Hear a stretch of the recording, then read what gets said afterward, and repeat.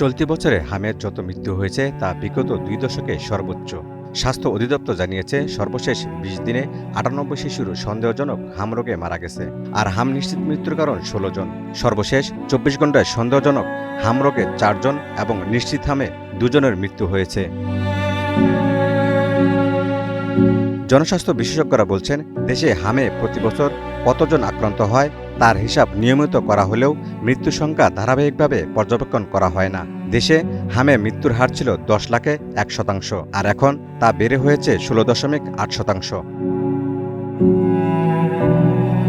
শুধু রাজধানীর ঢাকা শিশু হাসপাতালে হাম রোগে আক্রান্ত হয়ে গতকাল এক শিশুর মৃত্যু হয়েছে। একই সময়ে হাসপাতালে ভর্তি হয়েছেন আরও 71 জন শিশু। আতঙ্ক আর অনিশ্চয়তায় দিন কাটছে অভিভাবকদের। ফার্স্টে জ্বর হয়েছে, জ্বর হওয়ার পর দেখা গেছে ছোট ছোট গুড়ি মানে লাল লাল হয়েছে।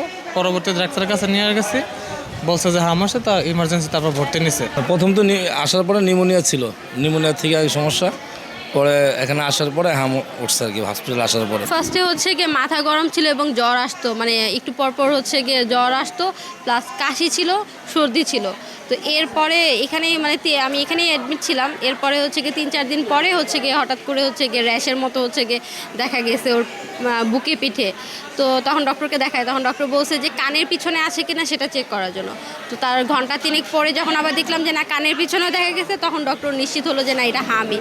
জ্বর, কাশি আর শরীরে লাল দাগ প্রথমে সাধারণ অসুখ ভেবেই অনেকে দেরি করেন, কিন্তু সে দেরি এখন হয়ে উঠেছে প্রাণঘাতী।